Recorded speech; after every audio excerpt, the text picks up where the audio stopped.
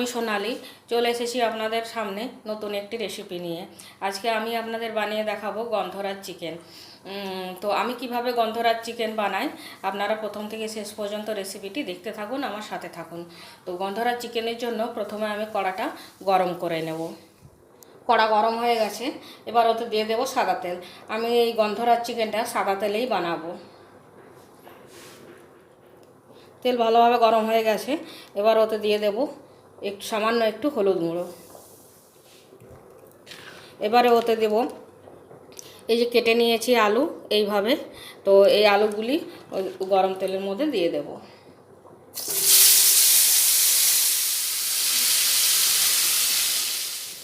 এবার ওই আলুর মধ্যে দিয়ে দেব নুন,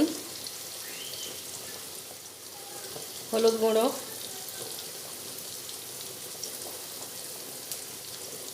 দিয়ে আলুগুলো খুব ভালোভাবে ভেজে নেব লাল করে। তাহলে বন্ধুরা ফিরে আসছি আলুগুলো ভাজা হওয়ার পর। আলুগুলো লাল লাল করে ভাজা হয়ে গেছে, এবারে তুলে নেব।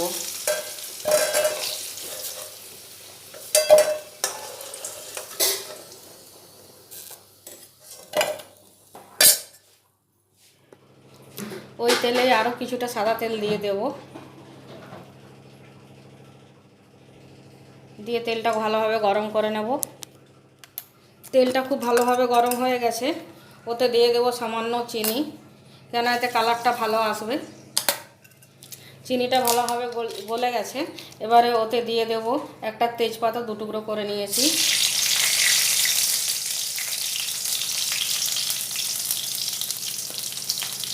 আর দিয়ে দেবো একটা শুকনো লঙ্কা, এটিও দু টুকরো করে নিয়েছি।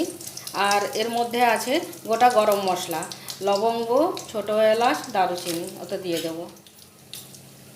আর দেব অল্প গোটা জিরা,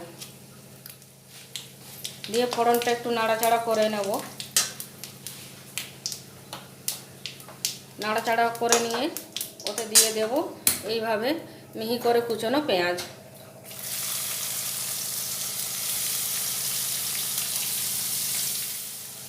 পেঁয়াজটা একটু 2-3 মিনিট নাড়াচাড়া করে নেব।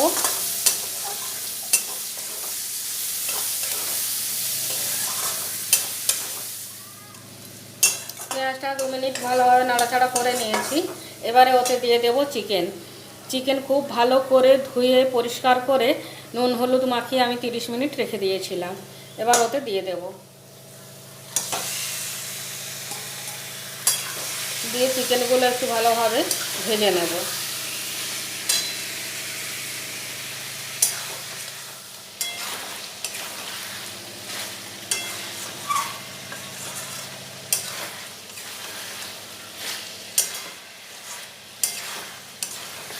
চিকেনটা খুব ভালোভাবে ভাজা হয়ে গেছে, এবারে ওতে দিয়ে দেব মশলা। এই যে এখানে আমি নিয়ে নিয়েছি কাঁচা লঙ্কা, টমেটো, পেঁয়াজ, আদা, রসুন, জিরে পাউডার, ধনে পাউডার, আমি খুব ভালোভাবে পেস্ট করে নিয়েছি একসাথে।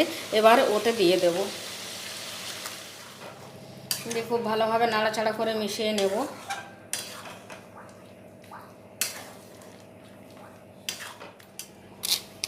এবার ওতে দিয়ে দেব নুনটা যে যার স্বাদ মতো দেবেন।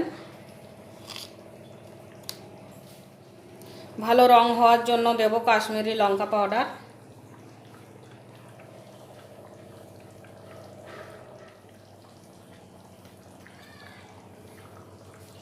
গরম মশলা পাউডার, দিয়ে চিকেনটা খুব ভালোভাবে কষিয়ে নেব। তাহলে বন্ধুরা ফিরে আসছি কষানো হয়ে যাওয়ার পর। মাংসটা অনেকটাই কষানো হয়ে গেছে, এবার ওতে দিয়ে দেব কসুরি মেথি। হাতে একটু গুঁড়ো করে নেব, হাতে একটু মুছকে নেব, দিয়ে মিশিয়ে নেব, দিয়ে আরও কিছুক্ষণ কষাবো।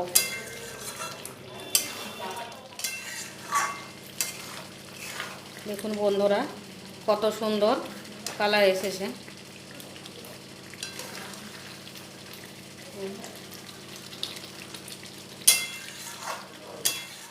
মাংসটা খুব ভালোভাবে কষানো হয়ে গেছে, আর মশলা থেকে তেলও ছেড়ে দিয়েছে। এবারে ওতে দিয়ে দেবো ভেজে রাখা আলুগুলি।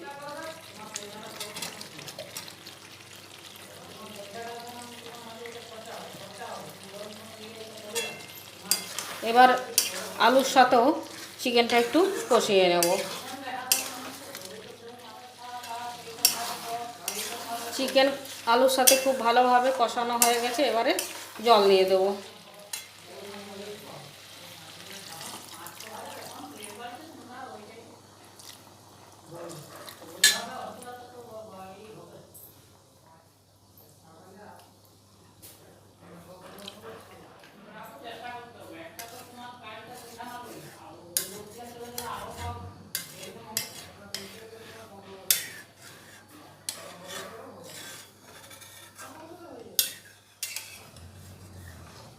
নাড়াচাড়া করে ভালোভাবে মিশিয়ে নেব।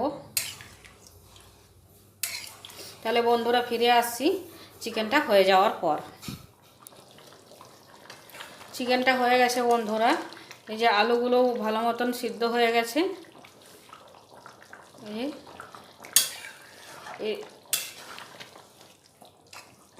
এবারে আরও কিছু জিনিস ওতে দিয়ে দেব।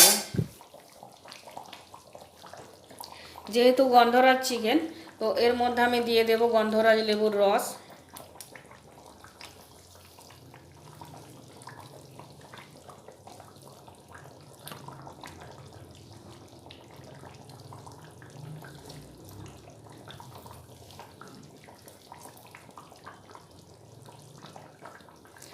ধনেপাতা কুচি।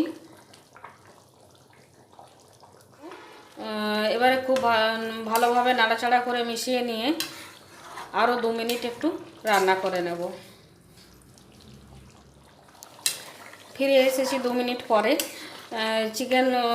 গন্ধরাজ চিকেনটা হয়েও গেছে, এবারে নামিয়ে নেব। তো রেসিপিটি যদি ভালো লাগে তাহলে একবার অবশ্যই বাড়িতে বানিয়ে দেখবেন, খেতে ভালো লাগবে।